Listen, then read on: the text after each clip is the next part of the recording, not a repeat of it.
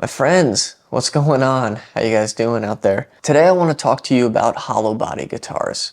Specifically, I want to talk to you about the Sire H7 guitar. This guitar is probably one of the most impressive guitars at its price point that's come out onto the guitar market in a long time. I do want to caveat this video by saying this is not sponsored in any way, shape, or form. I've had this guitar for a couple years. I'm really impressed with it, and I just want to share my thoughts because I think that there's probably going to be a lot of people that this is going to appeal to, and I just want to let you know what I like about it and what I don't after a few years. Now, really quick, why I bought this guitar. I am a huge fan of Gibsons. I've been wanting a Gibson, either an ES335 or a 345 for quite some time, but I never really could get around to affording one. They're pretty expensive, usually, you know, between $3,000 and $4,000 for one of them.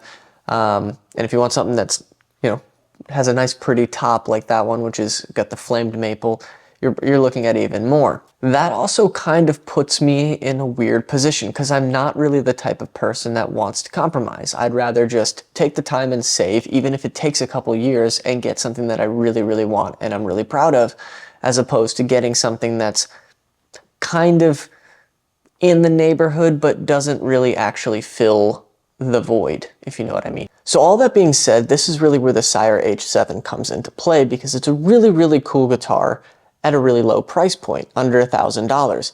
I think to be exact, it's actually $700 if you want to order one. But the price isn't the only thing that makes this guitar special. This guitar was also created in collaboration with Larry Carlton, one of the greatest guitar players to ever live. So Larry Carlton actually gave Sire his 1969 Gibson ES335 and let them basically prototype it, clone it in a way. But clone it in a way where it could be sold at a much more affordable price relative to what Gibson is selling their models for. Now look, I'm not here to throw any shade at Gibson, okay? I love Gibson guitars. One of my most prized possessions is my R8 Gibson Les Paul, but Larry Carlton himself even said that Gibson's quality has been slipping over the years, and if you're a guitar enthusiast, you may have noticed that too. Now that doesn't mean that all Gibson guitars are bad, but it's unfortunate that you're probably going to have to pay more to get one that's of better quality. So this is something that Larry Carlton became aware of and set out to try and fix. And he did this in collaboration with Sire Guitars. I don't know if it's just me, but I'd never heard of Sire Guitars until recently. Never came across my radar, never showed up in my feed, anything like that. And that's for good reason. They're a relatively new guitar company. From what I could find on the internet, they were founded in 2013. They moved to the States in 2017, and then they began their partnership with Larry Carlton in 2020. And if the H7 isn't for you, there's actually a couple of other models that they did in collaboration with Larry Carlton. I think one is a Les Paul style and one is a Strat style. I know I sound like a glorified salesperson for Sire guitars. I promise you I'm not. I'm just your average guitar player looking to try to find value in a market where things are generally pretty expensive these days. So with that being said, I guess it's a good time to just jump into all the things that I really like about it. So the first thing that I really enjoy about the Sire is the feel of it. You know, that's the biggest thing, right? With like any guitar, when you pick it up in the store, it has to feel good. The neck shape is really, really comfortable. I know it's supposed to have like a rolled, what is it, like rolled fretboard. I've been playing guitar for quite a long time. I wasn't even sure what that means. I had to look it up in this video, but it's meant to like simulate wear essentially. So guitar from the 60s and 50s that hopefully are nice and worn in, it's supposed to give you that feeling. But I wouldn't even say it's that. It's just the neck is comfortable. Like the profile is comfortable. The width of it is comfortable. I've never been a big fan of SGs or anything like that. I love the sound of them.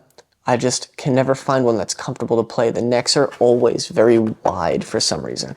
I don't know. I just noticed that immediately that was a really, really pleasant surprise when I pulled it out of the box. The next thing is the pickups. So these pickups sound great. They're obviously humbuckers. They're Alnico 2 magnets. I'm pretty sure the pickups were designed to model the pickups that were in Larry Carlton's 335. So obviously great for jazz tones, played on all those great Steely Dan records and stuff like that. So I just found that they're very warm sounding to me. They're also very clear. I know a lot of guitars, like when you get into some of the Epiphones and the Squires, like when you get into that more budget line, things just kind of sound muffled. They're not clear. There's not a lot of articulation. It's not the case with these, and they clean up really nice too. When you roll off the volume, you can get some really clean tones, which I'll show you in a second here. And then it's obviously a hollow body construction, so you get that kind of big, airy sound with a lot of sustain.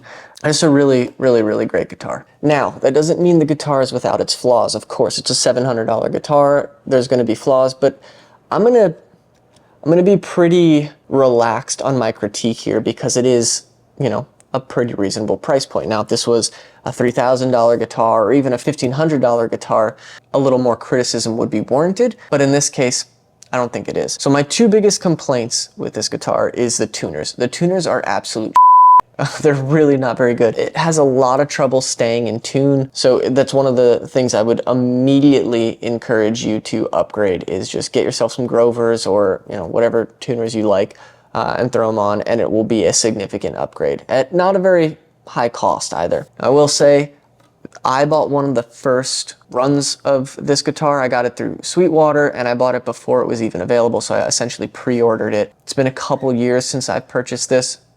I don't follow Sire. I'm not up to date on any of their product updates or things like that. So they may have remedied that. I would look into that though. I didn't look into it before making this video. My apologies. I would just say if you're interested in buying this guitar, do some research on the tuners and see what people are saying. If things haven't changed since the day that I purchased this, I would go ahead and encourage you to just upgrade those pretty quickly after buying it. The other thing that's kind of annoying on this, and I think it's just cheap wiring and cheap manufacturing, but I notice like when you're playing, sometimes the pickups will cut out. This is something that's happened on a lot of budget line guitars that I've owned over the years, like Epiphones and stuff like that. But you'll be playing on the bridge pickup, you'll go to switch to the neck pickup, and you will get no sound. And immediately you think, oh man, I'm a dummy, and I kept the volume knob down, and then alas, the volume knob is at 10. But there's still no sound, and so you got to kind of like flip down and flip back up really quick, and sometimes even do it a couple times, you know, try to like get things going, I guess, and eventually it'll kick on. So might be worth taking it to your local guitar shop or luthier, or if you're handy, even doing it yourself and just making sure that all the soldering points and stuff like that are in good shape. If not, you can always upgrade the wiring harness, but like I said, very, very low price point, minimal upgrades, and you have one absolute beast of a guitar for the money, in my opinion. So yeah, I really don't have anything short of praise for the Sire H7, especially for the price point and the features that it has and the look and the playability. It's a really great guitar for the money. Now, I'm not here to tell you that this is better than a Gibson or an alternative to a Gibson or anything like that. In fairness, they're two completely different animals. You can't compare a guitar that's several $1,000s to a guitar that's more of a budget option, right? But what I am here to tell you is that there are some really good alternatives out there that you might want to explore if the Gibson is a little bit out of your price range, or you want to take a couple more years to save up for something a little bit better.